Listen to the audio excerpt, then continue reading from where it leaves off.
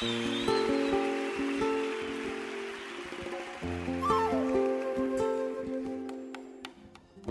mensaje de hoy se llama Dime qué haces y te diré quién eres. Estamos en una serie de mensajes relacionados con, no sé si recuerdan el mensaje inicial de La Bella y la Bestia, de los valores, si se le pueden llamar valores, ¿no? Los principios mundanos seculares que Satanás ha establecido para gobernar el corazón de la gente, los principios culturales en la sociedad posmoderna que vivimos. Hace 8 días hablamos del materialismo y hoy vamos a hablar acerca del humanismo. ¿Qué es el humanismo? El humanismo es una corriente filosófica donde pone al hombre en el centro de la creación, donde pone al hombre como el eje, como el centro, como el motor de todo, como la razón de ser. Es decir, todo existe y convive para el hombre. El humanismo saca a Dios, centra al hombre como el objetivo y el propósito de todas las cosas. Es decir, que para el humanismo el hombre es un Dios. Va en contra del teísmo, donde dice que Dios es el centro, que Dios es quien gobierna. Va en contra de lo que nosotros los cristianos creemos. Entonces hoy vamos a hablar acerca de esta corriente humanista, donde el hombre es el eje, la razón de ser de todas las cosas. Vivimos en una sociedad autosuficiente, porque si algo hace el humanismo es hacerle pensar y creer al hombre que es autosuficiente, es decir, que él puede, que él es capaz de todas las cosas. Miren, yo en ocasiones, ayer lo hice, me pongo a mirar a las personas, me siento, ¿no? Y empiezo a mirar a la gente, caminar y hacer sus cosas. Y yo puedo ver cómo todo el mundo corre en la vida, todo el mundo desgasta su vida buscando ser alguien, ¿verdad? Buscando hacer cosas o ser alguien en la vida que pueda ser aceptado por la sociedad, que pueda ser valorado, que pueda cumplir un estándar, porque la sociedad ha puesto un estándar, ¿verdad? Para decir, uy, esta persona vale, esta persona tiene su precio, ¿verdad? Y todo el mundo vive esa loca carrera en la vida y se desgasta buscando ser alguien. Hace 8 días vimos que la gente se desgasta buscando conseguir y tener para que la sociedad lo valore. Vamos a ver cómo la gente se desgasta buscando ser alguien que pueda ser aceptado y valorado por esta sociedad humanista y materialista donde vivimos. Y cuando veo a estas personas y pienso cómo la gente vive la vida, recuerdo las palabras de Jesús en Mateo 6, especialmente los versículos 32 al 34, donde Jesús dice, miren, toda la gente que no conoce a Dios vive en función de qué voy a comer, qué voy a beber, qué voy a vestir, desgastan su vida, viven de una manera afanada y ansiosa, buscando satisfacer sus necesidades. Y luego le dice a sus discípulos, pero no así ustedes, porque vuestro Padre Celestial sabe las cosas que ustedes tienen necesidades, de las que ustedes tienen necesidad. Y les dice, mas buscad primeramente el reino de Dios y su justicia, que todo lo que ustedes necesiten les va a ser añadido. Así que Jesús nos invita a huir, a salir de esa corriente, de esa carrera que todo el mundo vive por tratar de ser alguien o por tratar de tener cosas que les den valor y significado a su vida. Jesús nos invita a huir de esa corriente filosófica del humanismo. Pero Satanás, su objetivo siempre ha sido, al contrario, que nosotros caigamos en esa carrera loca de la vida, que nosotros vivamos nuestra vida de acuerdo a esta filosofía. Eso es lo que Satanás siempre ha buscado. Y miremos cómo en las tentaciones de Jesús, que es la que hemos estado estudiando, ¿verdad? Ya estudiamos la del materialismo hace 8 días. Miremos ahora la tentación al humanismo. Por favor, vaya conmigo a Mateo capítulo 4, versículo del 1 al 4. Otra de las tentaciones de Jesús. Satanás hace 3 tentaciones particularmente al Señor. Ya estudiamos una, vamos a estudiar la otra. ¿A qué está invitando Satanás a Jesús en esta tentación? Mateo capítulo 4, versículos del 1 al 4. Entonces Jesús fue llevado, escuche esto, por el Espíritu al desierto para ser tentado por el diablo. Es decir, que la iniciativa fue de Dios. Dios lo llevó al desierto para ser tentado. Y después de haber ayunado 40 días y 40 noches, tuvo hambre. Y vino a él el tentador y le dijo, si eres hijo de Dios, di que estas piedras se conviertan en pan. Y él respondió y dijo, escrito está, no solo de pan vivirá el hombre, sino de toda palabra que sale de la boca de Dios. En primer lugar, vamos a ver la tentación a la autosuficiencia. La tentación a la autosuficiencia, ¿verdad? El diablo le dice, mire, si eres hijo de Dios, pues di que estas piedras se conviertan en pan. Ahora, ¿por qué le dice eso? recuerden que Jesús viene, el texto mismo nos dice, viene de ayunar 40 días y 40 noches. ¿Y qué tiene? Hambre, ¿verdad? Hambre, ¿sí? Y debe ser un hambre terrible, porque un hambre de 40 días y 40 noches era un hambre poderosa, ¿verdad? Estaba con mucha hambre.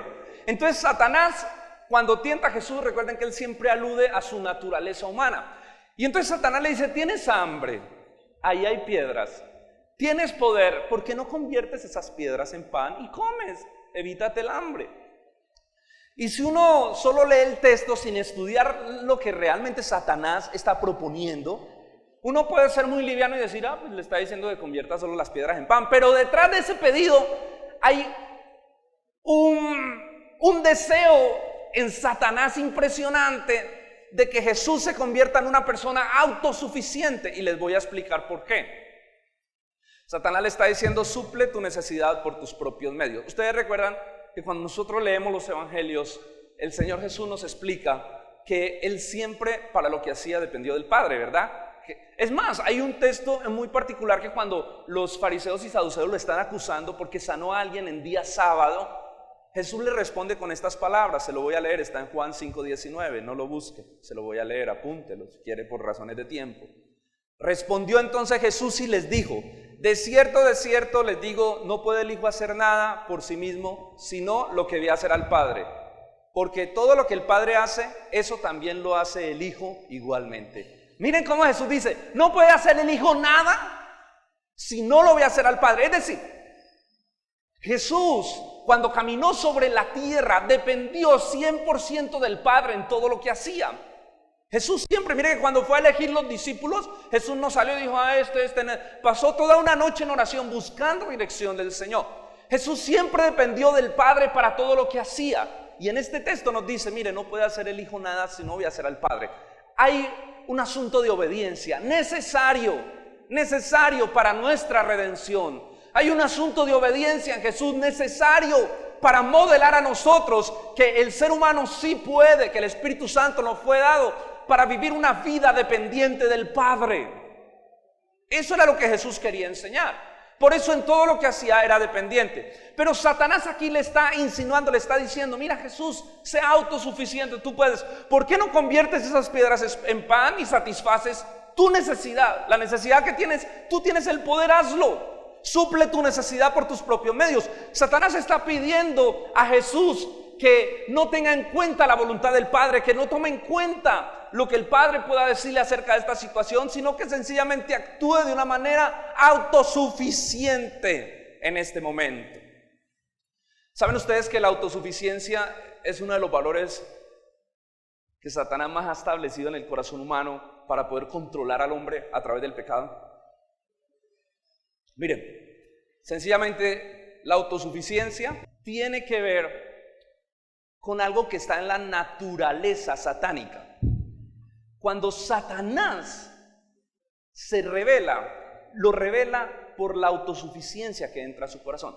Entonces, Satanás ha establecido en el corazón humano una fuerte dosis de autosuficiencia. El ser humano es autosuficiente por naturaleza, es egocéntrico. La naturaleza pecaminosa, el núcleo de la naturaleza pecaminosa es el orgullo, es el egocentrismo. De allí parten todas las situaciones. Eso lo llevó a la caída, a la rebeldía. Satanás a través del pecado introdujo una autosuficiencia, hizo que el hombre rompiera su relación con Dios. Mire, cuando él viene al huerto del Edén, ustedes recuerdan que Dios había dado unas instrucciones claras.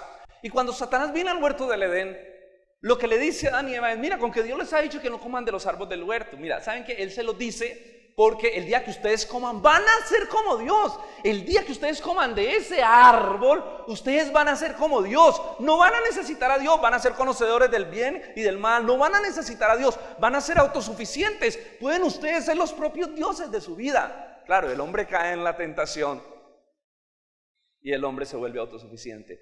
Rompe su relación con Dios, cae de la gracia de Dios y el hombre se convierte en un ser autosuficiente. Así que cuando nosotros revisamos la tentación a Jesús, básicamente Satanás le está proponiendo algo similar. Sea autosuficiente. Sea autosuficiente. O sea que no es tan liviano como solamente decir convierte esas piedras en pan. Detrás de esa frase de Satanás Hay una profunda tentación a la autosuficiencia en la vida de Jesús. Uno de los valores de esta sociedad posmoderna es la autosuficiencia, y la autosuficiencia invita al hombre a vivir una vida egocéntrica, cuyo fin, el único fin de esa vida es satisfacer sus propias necesidades.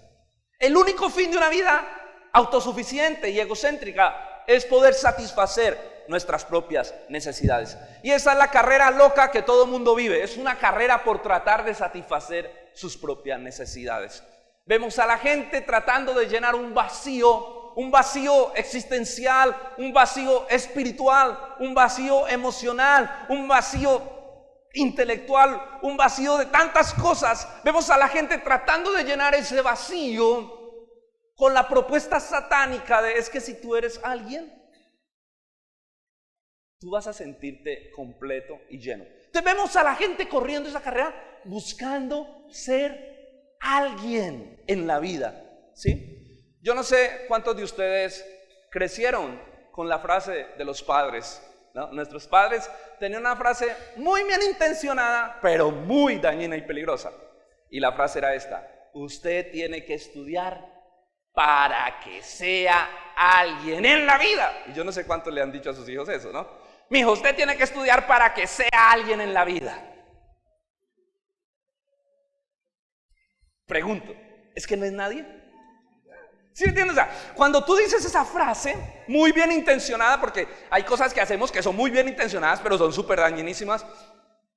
Tienes que estudiar para que seas alguien en la vida. Tú le estás diciendo: es que ahora no eres nadie. Ahora no eres nadie, tienes que ser alguien. Entonces está prácticamente diciéndolo: te vas a definir por lo que hagas. Si llegas a ser un profesional, vas a ser alguien. Una frase totalmente humanista, una frase, yo diría, hasta satánica. Y a veces los cristianos la usamos con nuestros hijos. ¿Sí? Carmen dice: bueno, arrepiéntase. Pero claro, como fuimos criados con este tipo de situaciones, es triste ver cómo la gente desperdicia su tiempo, se envejece y desperdicia su vida buscando ser alguien para que la sociedad les dé valor y les dé reconocimiento, ¿verdad? La autosuficiencia impide que el hombre dependa de la gracia de Dios. De hecho, cuando uno estudia la Escritura, el Señor dice que Él mira de cerca, Él mira con agrado al humilde, ¿verdad? Pero mira de lejos al altivo. La autosuficiencia impide que la gente pueda realmente conocer a Dios. De hecho, ¿qué impide que la gente acepte la muerte de Jesús? ¿Qué impide que la gente acepte el regalo de la gracia de Dios? La autosuficiencia. La autosuficiencia. Entonces la autosuficiencia nos impide. Y cuando un cristiano es autosuficiente, su autosuficiencia le impide realmente poder depender del Señor, poder acercarse a Dios, poder tener una relación genuina y transparente con el Señor. Jesús le dijo a Satanás: no solo de pan vivirá el hombre, sino de toda palabra que sale de la boca de Dios. Porque el ser humano fue diseñado para vivir y para depender absolutamente de Dios. O sea, no hay otro diseño. Fuimos diseñados para vivir en Dios. Y algo que me da tristeza es que la autosuficiencia es lo más absurdo que puede haber. ¿Por qué? Porque en la autosuficiencia el hombre pone a depender su vida de sí mismo, ¿verdad? El hombre cimienta su vida sobre su propio ego.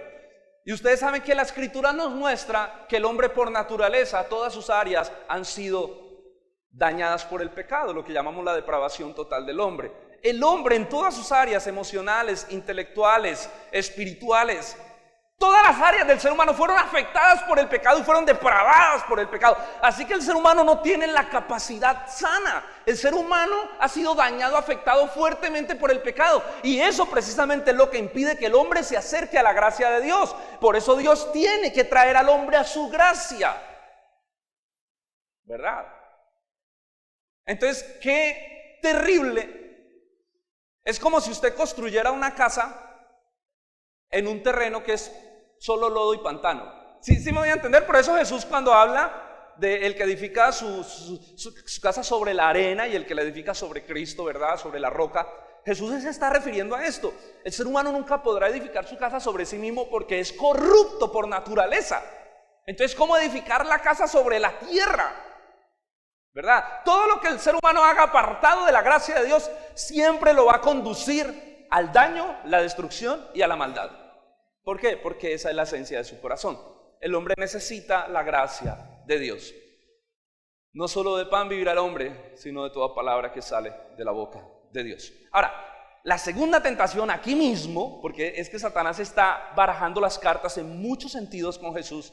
Otra de las cosas que Satanás le está proponiendo aquí, yo lo he llamado la tentación del hacer, porque dentro del texto Satanás le dice, si eres hijo de Dios, haz que esas piedras se conviertan en pan. O sea, demuéstralo. De hecho, en la tentación siguiente, llega y lo sube al pináculo del templo, donde todo mundo lo ve, y dice, mira, ¿sabes qué? Si eres hijo de Dios, demuéstrale a toda esta gente que lo eres y tírate, para que todos crean, para que te vean hacer. Porque llevas 30 años y no has hecho nada. Nadie te conoce, eres hijo de un carpintero. 30 años, porque recuerden que Jesús es llevado después del bautizo al desierto. No había hecho nada. El diablo está diciendo, no ha hecho nada, no has hecho ni un milagro. ¿Cómo vas a pensar que la gente te va a creer que tú eres el hijo de Dios? Empieza, dale, hágale, convierta las piedras en pan. Pues lo veo, hágale pues. Y Satanás está aludiendo, está tratando de encontrar algo de orgullo en el corazón de Jesús. ¿Por qué digo esto? ¿Cuántos de ustedes se han encontrado con alguien que, ¿cómo se dice? Los chuza, los tienta. A ver, Sandro, si usted es capaz, usted dice que es capaz, hágale pues, lo veo, ¿verdad? Entonces aquí acude ese tipo de personas a tocar el ego, y una vez es por el ego y dice, usted cree que es capaz, pues lo voy a hacer. Entonces, ¿verdad? Entonces Satanás está tratando de encontrar en Jesús, en su humanidad, algo de orgullo que lo lleve a ceder, ¿no? Porque el ser humano es así, su ego lo lleva a ceder a ese tipo de peticiones. Satanás está diciendo, eres hijo de Dios, dale, pues convierta las piedras en pan. Está tratando de ver si encontraba en Jesús, porque ustedes saben que Jesús era santo por naturaleza, ¿verdad? Jesús Jesús, gracias a Dios, no cayó en esa tentación. Se imagina todo lo que hubiera implicado. Vivimos en una sociedad materialista y autosuficiente que te define por lo que eres. ¿Sí o no?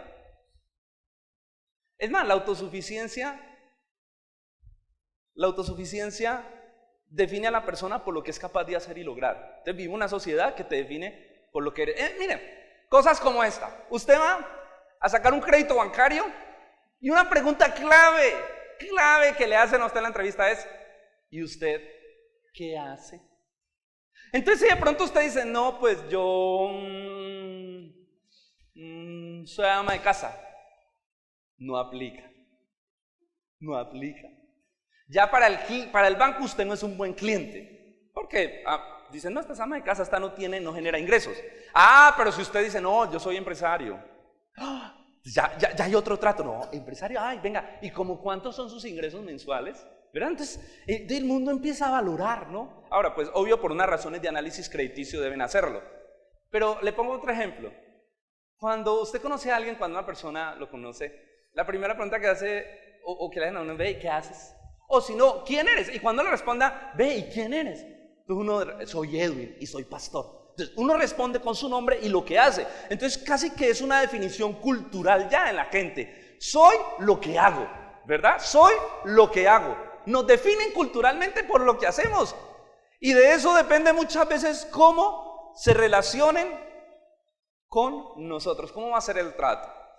En la sociedad materialista donde vivimos, por ejemplo, alguien dice, ve, ¿y cómo estás? ¿Y qué haces? No, yo soy médico cirujano. Bien, pues siéntese. ¿Qué quiere? No, hágale que yo gasto. En estos días vas a mi casa. Si quieres, ¿en qué viniste? Yo te llevo, ¿verdad? Pero si de pronto la misma persona ve ¿y qué haces? No, yo pues vigilo la cuadra del barrio. Bueno, chévere, ¿no? Ve, me tengo que ir, es que me están esperando en la casa. Bueno, ¿sí me entiendes? O sea, en esa sociedad materialista la gente es valorada por lo que hace y por lo que no hace. Ahora, Santiago es un libro maravilloso porque Santiago trata de romper el humanismo, el materialismo dentro de la iglesia, ¿verdad? Santiago es muy práctico. Y por ejemplo, Santiago nos dice, si llega alguien con un anillo esplendoroso y con ropas esplendorosas a la iglesia, y si llega alguien tal vez que se ve que es una persona que no tiene dinero, dice, traten a los dos de igual manera. Entonces Santiago enseña que el cristiano nunca debe tener relaciones basadas en interés, porque esa es una filosofía humanista, satánica, diabólica. Esta pasión que la gente tiene por ser alguien los lleva a desgastar su vida, matándose, desgastar su tiempo, envejecer, buscando ser alguien en la vida. Y muchas veces sacrifican las cosas más importantes de la vida. Muchas veces la gente sacrifica su familia, sacrifica su salud, sacrifica su espiritualidad, tratando de ser alguien, buscando ser alguien que le genere valor y reconocimiento frente a la sociedad. ¿Cuál es el resultado? El resultado es que, tristemente, la mayoría de personas no logran cumplir el estándar de la sociedad. La mayoría de gente no logra cumplir ese estándar social. Terminan llenos de depresión, llenos de frustración. Por eso mucha gente a los 30, 35 años entra en crisis. Y yo que he construido no he hecho nada, no me siento importante, no me siento valioso. Por eso inclusive muchas personas terminan hasta suicidándose. Conozco a alguien que es un poco cercano a la familia, aunque no es familiar, pero que él tenía un muy buen trabajo, tenía una muy buena posición social, lo valoraban por lo que era, por lo que hacía. La gente decía, wow, tremendo, ¿no? Pero un día, con muchos años, él perdió su trabajo y por su edad ya no podía conseguir trabajo. Así que las personas que experimentan este tipo de situaciones les pasan dos cosas. Número uno, les cuesta sostener su estatus de vida, porque es un estatus de vida muy alto. Esta persona empezó a entrar en depresión porque ya no podía conseguir un trabajo, o un trabajo por lo menos que le representara el salario que él ganaba, o un poco similar. El caso fue que entró en una depresión tan profunda que sintió que no era nadie y terminó suicidándose. Porque esa es la presión de la vida, ¿no? Esa es la presión, hay que ser alguien para que tengas valor, para que tu autoestima sea estable. Satanás vende esa idea. Otros tal vez alcancen a ser alguien importante en la vida, alcancen sus logros, sus metas, y al final cuando las alcanzan llegan a la misma reflexión que Salomón: vanidad de vanidades. Todo es vanidad. O sea, logré todo lo que quería, sigo teniendo el mismo vacío, sigue habiendo el mismo problema en mi vida. Esto no llenó, esto no pudo satisfacer las necesidades que hay en el corazón. El vacío sigue. ¿Sabes por qué? Porque la sociedad nunca podrá definir quién eres. La sociedad nunca podrá definirte. O sea, en la publicidad, ¿no? Satanás dice que él te define, pero realmente la sociedad nunca podrá definir tu vida. ¿Cuál es la aplicación de todo esto? ¿O a dónde voy con todo esto? Que tristemente hay muchos cristianos, muchos,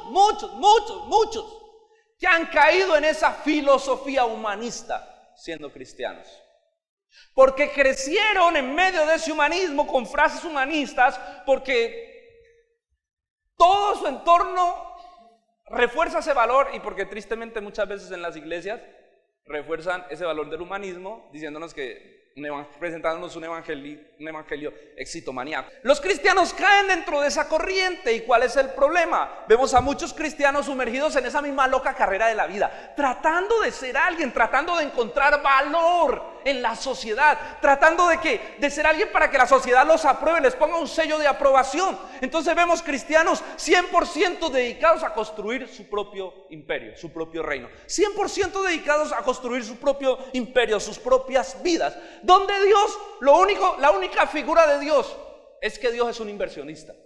¿Soy claro? Dios es un inversionista. Entonces, uno como pastor se da cuenta de esto, porque uno atiende mucha gente de la iglesia y fuera de ella, donde la gente: pastor, yo quiero que venga, ore por mí. Entonces yo los escucho, y por ejemplo hay gente que le hace estas: pastor, yo quiero que usted ore por mí para que, vea, es que acabo de montar un negocito y yo quiero que me vaya bien. Usted ore, bendígalo para que el Señor me prospere. Yo les hago esta pregunta: uy, qué bueno, vamos a orar. Ahora, ¿para qué quieres ser prosperado? ¿Para qué quieres ser prosperado? El shock, ¿no? El shock de que respondo no, pastor, pues para vivir bien, ¿no? Para que mi familia y yo podamos vivir bien. Ah, bacano. ¿Y qué más? ¿Para qué más quieres ser prosperado? No, pues oremos, pastor, ¿por qué no oramos? Oremos. O esta: pastor, yo quiero que usted ore por mí porque yo estoy orándole al Señor para que me provea, porque quiero estudiar medicina y es una carrera muy cara. Entonces la pregunta: bueno, ¿y por qué quieres estudiar medicina? Pastor, porque eso es lo que está dando plata. Oiga, es que un médico gana muy bien, ¿no? Mi papá me dice que uno estudie lo que le dé plata. Bueno, ¿y para qué quieres tener plata? Pues pastor, porque yo quiero ser alguien en la vida. Yo quiero salir adelante. Bacano. ¿Sí ven ustedes cómo hay una corriente humanista dentro del pensamiento cristiano? Donde Dios toma una figura de inversionista. O sea, el Señor invierte en ti, ¿no? El Señor te da. Invierte para que tú cumplas tu sueño. Como un banco, ¿no? ¿Qué necesitas, mijo? Yo te presto. Cumple tu sueño. Y la gente desliga su vida del propósito de Dios para su vida. O sea, la gente empieza a vivir una vida espiritual y una vida secular. Entonces empieza a pedir que Dios invierta en sus proyectos, desgastando su vida, tratando de ser alguien que tenga valor y reconocimiento. De razón Santiago, ay, qué libro tan bueno, les dice en el capítulo 4, versículo 3, ustedes piden y no reciben porque piden mal, para gastar en sus deleites, porque ustedes piden desde una perspectiva egoísta, egocéntrica, y eso que casi es una petición satánica. Ustedes piden desde un corazón incorrecto, desde un corazón egocéntrico y egoísta. Jesús realmente enseñó a huir de esta filosofía. Jesús enseñó a sus discípulos. Ahora, lo que no entiendo es cómo hoy en día enseñamos antes como que se meta, ¿no? Jesús enseñó a sus discípulos, huyan de esta corriente humanista. Es más, cuando Jesús le dijeron, ay, tan tremendo todo lo que hace, coronémoslo como rey, que sea el rey. El Señor se escondió y dijo, no, papito, yo no vine a eso. Yo no vine a ser rey, porque mi reino no es de este mundo. El Señor huyó del éxito terrenal, del éxito humano. ¿Saben por qué el Señor nunca quiso? ¿Saben por qué el Señor nunca buscó ser alguien? ¿Saben por qué? Porque Él ya era. El Señor no tiene estos problemas de autoestima. El Señor no tiene estos problemas de valoración. El Señor sabía que mi reino no es de este mundo. Esto, perdónenme las palabras, es una pecueca. Esto contaminado por el pecado, man, por mi rey de esto. No, papá, yo ese jueguito no lo sigo. Yo soy rey de un reino eterno, de un reino que gobierna sobre todo, de un reino celestial. Jesús nunca cayó en esta tentación porque Jesús tenía muy bien definido su identidad como Dios que era. Por eso fue muy claro al hablar con sus discípulos. Reunió a sus discípulos y le dicen, no se hagan tesoros en la tierra. Yo creo que usted escucha con mucho entendimiento todo este tema. Reúne a sus discípulos y dicen, no se hagan tesoros en la tierra, donde la polilla corrompe, donde los ladrones minan y hurtan. Háganse en tesoros en el cielo, donde el valor de lo que hagan va a ser eterno. O sea, lo que construyan acá, eso se les va a acabar. Frases como esta de Jesús, el que ama su vida, la perderá. Pero el que por causa del reino pierde su vida, la hallará. ¿Cuándo hemos caído en la tentación humanista del mundo? ¿Cuándo hemos caído? Cuando lo que hacemos, escuchen por favor, ¿cuándo un cristiano ha caído en esta corriente? Cuando lo que hace, sea lo que sea, lo hace por encontrar valor y aceptación en los demás. Entonces, cuando estudia, buscando que ese estudio lo defina, le dé identidad, le dé valor. Cuando busca que en su trabajo él quiere progresar, pero para que la gente diga, uy, mira, y el cristiano ya donde va, uy, Dios está con él, uy, Dios cómo lo bendice, ¿no? Cuando él busca ese reconocimiento. Es más, cuando servimos a Dios y tenemos un ministerio para satisfacer los deseos de nuestra propia vida. Cuando tengo un ministerio buscando, ¿no?, reconocimiento, buscando que los demás aprueben. Y uno se da cuenta que hay gente que sirve no porque ame a Dios, hay gente que sirve porque tiene unos vacíos tan tremendos que el servicio como que se los llena, ¿no? Porque todo el mundo, ay, tan chévere, ay, tan bonito, ay. Entonces, ¿sí me entienden? O sea, hay un problema allí cuando la motivación no es la correcta, hay un problema muy serio. Hemos caído en una corriente. Hay un problema serio de identidad, hay un problema serio de autoestima, de definición en nuestra vida cuando eso pasa.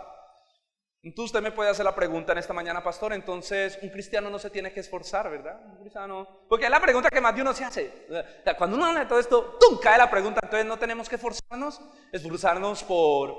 por tener una carrera, esforzarnos por tal vez abrir un negocio, esforzarnos por trabajar bien, porque nos asciendan en nuestro trabajo. Es la pregunta que surge, ¿no? Porque pues esto podría darse para que muchos lo malinterpreten y sobre todo ¿cómo se dice? El que no hace nada. Bueno, vago es la referencia posmoderna. El vago diga, ay, tan bueno ese mensaje del pastor, tan bueno, ¿no? Yo y sabía, hombre, que es que no, ¿para qué se mata en esta vida, no? No, ¿para qué se mata? No, ¿para qué estudia? Vea, pastor, el Señor me confirmó. Porque cuando uno predica siempre están los receptivos, los que interpretan, los que mastican, los que procesan, y están los que están buscando uno que dice para justificar sus pecados, ¿sí? Entonces, no falta el haragán, ¿no?, que diga esto, pero realmente ese no es el mensaje de la Escritura, ¿no? Al contrario, el cristiano debe ser el mejor trabajador.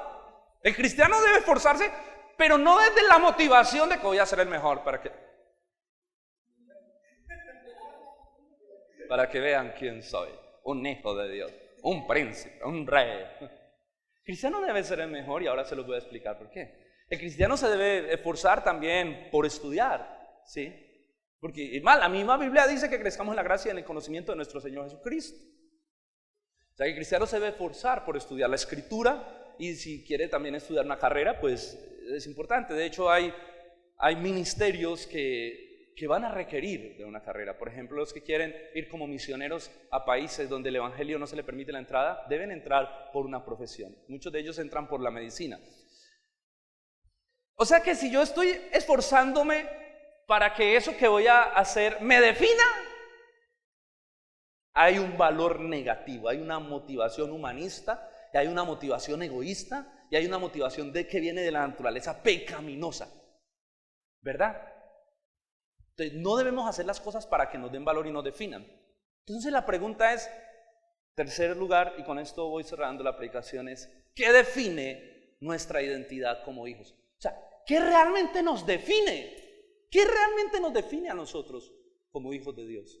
Estoy hablándole a los hijos, estoy hablando a alguien que ha sido redimido, que ha sido salvo, que ha sido justificado en la cruz, alguien que ha sido adoptado como hijo. ¿Qué nos define a los hijos de Dios? ¿Qué nos define? Miremos la respuesta de Jesús. ¿Cuál fue la respuesta de Jesús?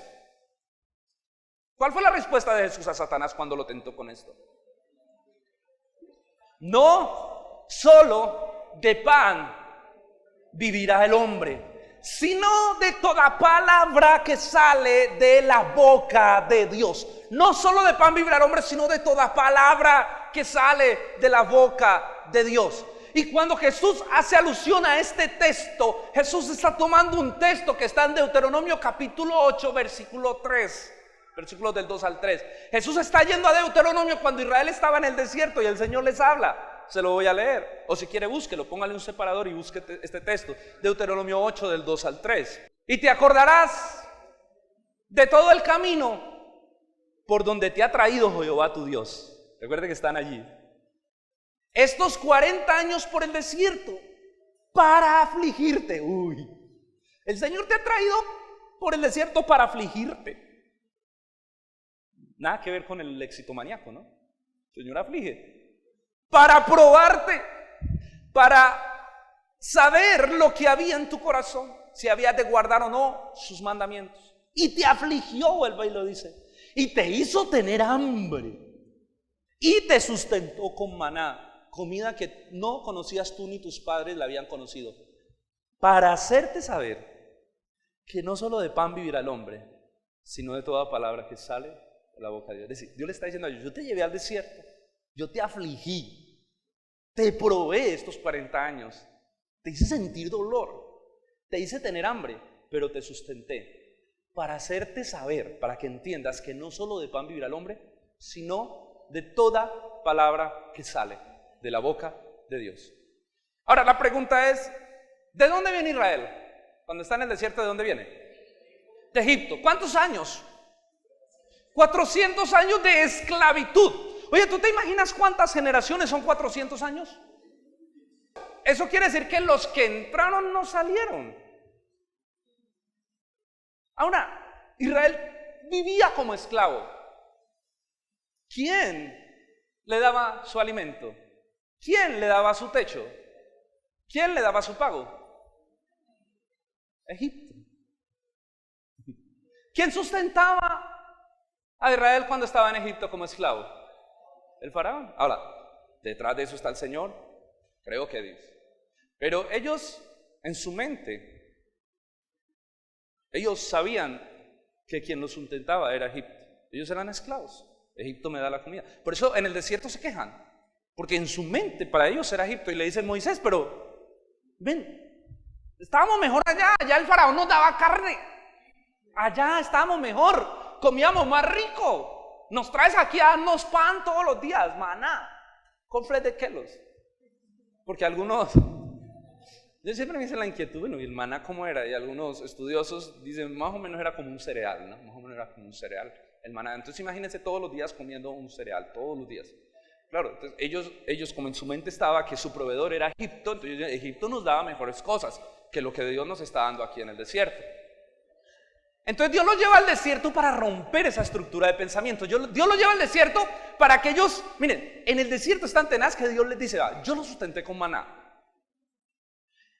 El vestido que ustedes tenían puesto nunca se les acabó, porque yo lo guardé 40 años con la misma ropa y no se desgastó, no se destiñó. Entonces Dios lo que está haciendo es en ese tiempo enseñándoles a ellos a que rompan su mentalidad de esclavos, rompan su definición como personas con respecto a Egipto, rompan lo que bebieron, lo que aprendieron en Egipto, rompan los conceptos, rompan la identidad que adquirieron en Egipto, en el desierto, y adquieran una nueva identidad basada en la palabra de Dios, porque Dios le dije para que aprendan que no solo de pan vivirá el hombre, sino de toda palabra que sale de la boca de Dios. Yo le hago una pregunta: ¿dónde recibió Israel la palabra de Dios? En el desierto, en el monte Sinaí. Dios establece la ley es la constitución del pueblo. Dios entrega la constitución al pueblo, y la constitución es la que define el modo de pensar, el modo de vivir. Entonces Dios entrega su palabra en el pueblo, y Dios les dice: es que no solo de pan vivirá el hombre, ustedes necesitan algo más poderoso. Si quieren ser libres, si quieren dejar de ser esclavos, ustedes necesitan la palabra de Dios que da vida a sus vidas. No solo de pan vivirá el hombre, sino de toda palabra que sale de la boca de Dios. Mire, precisamente los desiertos son las etapas donde uno muere a la arrogancia, donde uno muere a la autosuficiencia. Cuando una persona es autosuficiente, necesita pasar por un desierto donde entienda, cuando un cristiano es autosuficiente, donde entienda que él no es nadie, que él depende exclusivamente de la gracia de Dios. Y una de las razones por las que el Espíritu Santo llevó a Jesús a ser tentado, porque fue una iniciativa de Dios llevar a Jesús al desierto para que fuera tentado. El texto lo muestra clarito. Es para que su dependencia fuera probada.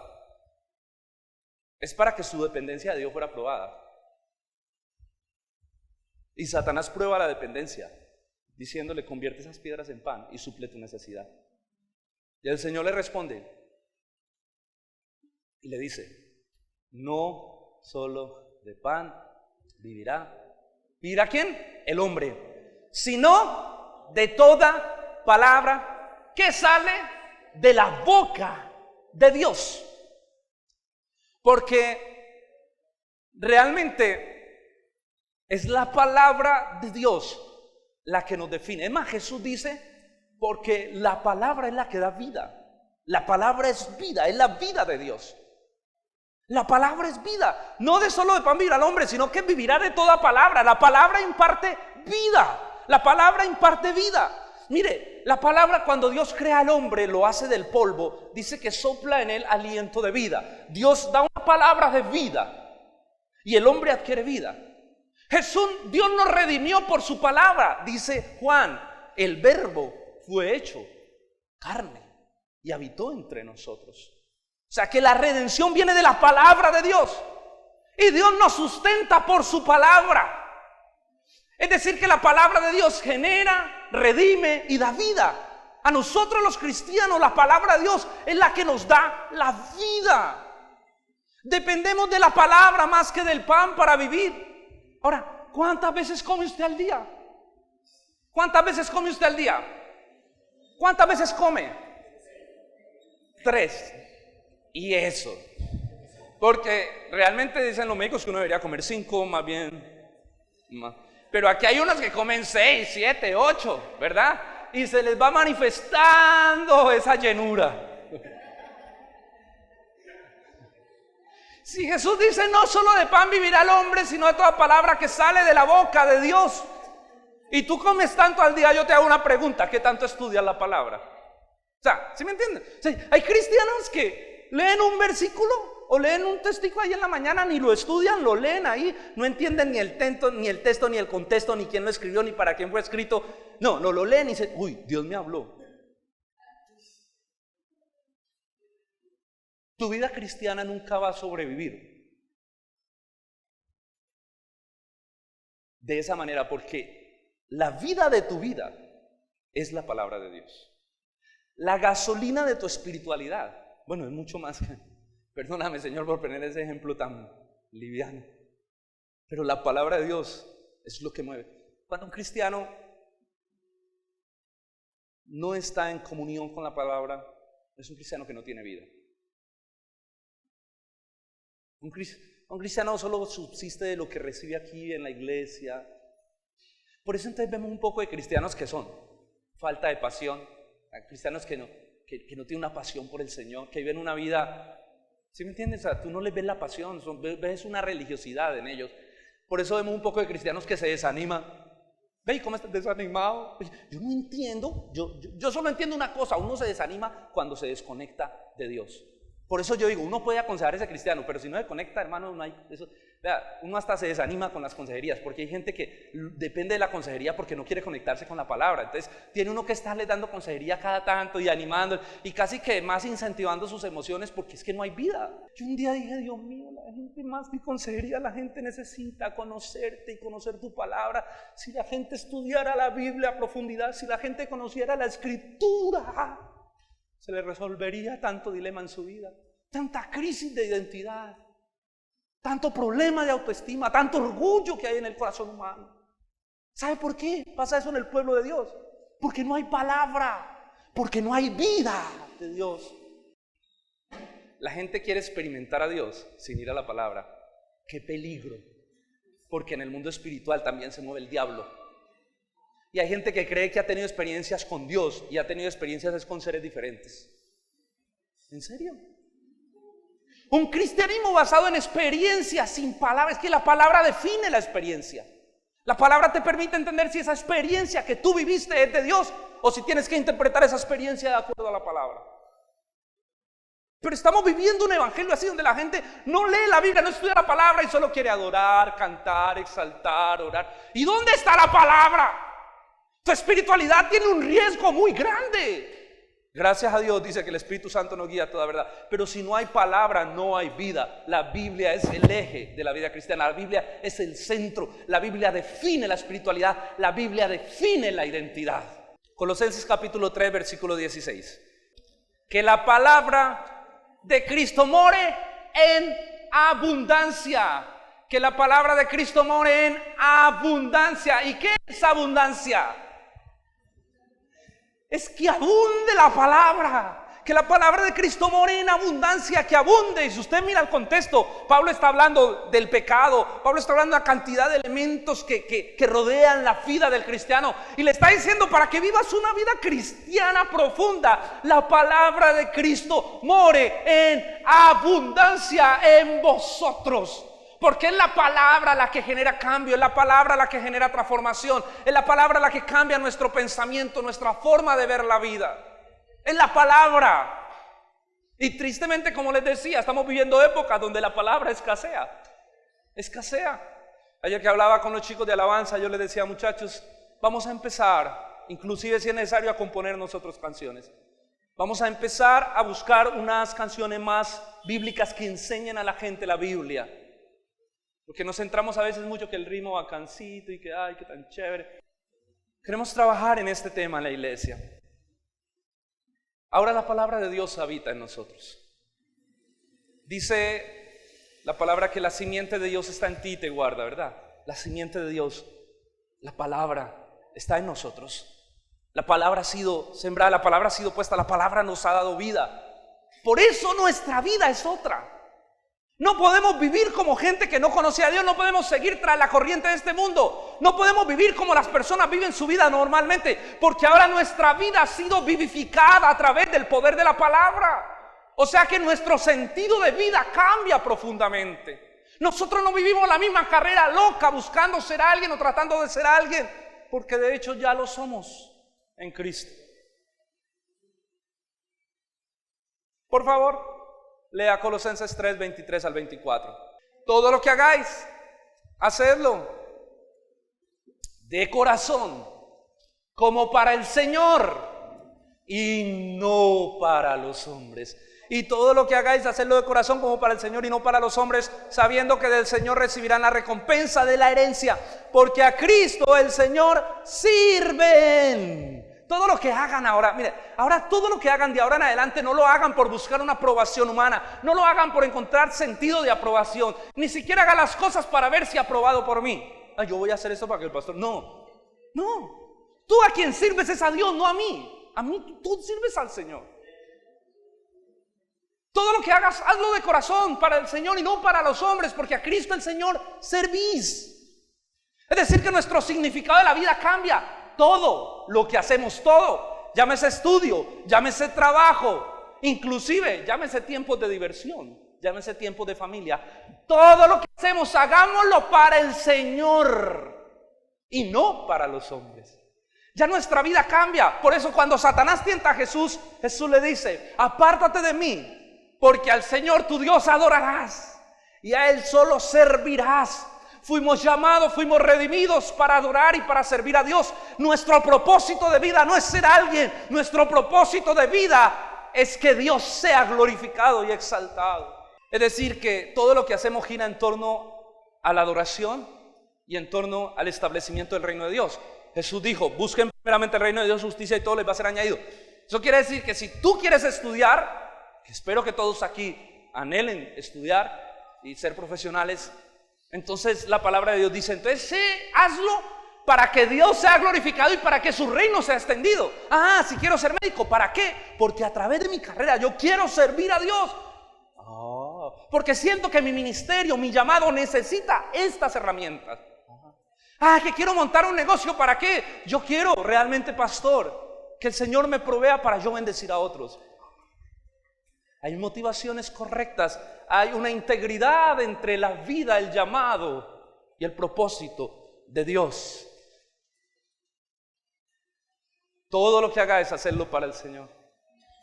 ¿Quiénes somos? ¿Qué nos define? ¿Qué define la vida de un hijo? La palabra de Dios define lo que somos. ¿Usted quiere saber quién es? Yo veo a muchos cristianos con problemas de autoestima, ¿no? Enredados en esta carrera de la vida. ¿Usted quiere saber quién es? Vaya a la palabra. La palabra nos enseña que nosotros no tenemos que hacer para hacer, porque ya somos. Nosotros ya somos redimidos, empezando por ahí. Nosotros ya somos hijos adoptados. Nosotros ya tenemos un reino, y nuestro reino no es de este mundo. Nosotros ya tenemos una herencia. Nosotros ya tenemos un rey. Por eso no seguimos la vana carrera de la vida, porque ya somos. Y lo que hagamos en esta vida, lo hacemos para que ese rey nuestro sea exaltado. Conclusión: no desgastes tu tiempo y tu vida corriendo la carrera loca que todo mundo corre, tratando de ser alguien en quien la gente vea valor y reconocimiento. Que cada segundo de tu tiempo, cada minuto de tu tiempo, cada pensamiento en ti, cada actitud, cada comportamiento sea para vivir para Él. Adore a Dios, viva para Dios. Que nuestra pasión sea vivir una vida ligada a la palabra y a una profunda relación con el Padre a través de Jesús. Cuando tú vives de esta manera, tú encontraste el significado de la vida. cuando todo lo que haces, lo haces para exaltar a tu Rey que te ha salvado, para glorificar al Dios que nos perdonó, enviando a su Hijo a morir por nosotros en una cruz. Ese es el estilo de vida que tiene que vivir un cristiano, porque la Biblia lo manifiesta. No caigamos en la corriente humanista, no vivamos un evangelio humanista donde Dios solo es un inversionista en nuestra vida. Que Dios sea el eje, el centro, la razón de ser, el motivo por el que vivimos, por el que respiramos, por el que hacemos lo que hacemos.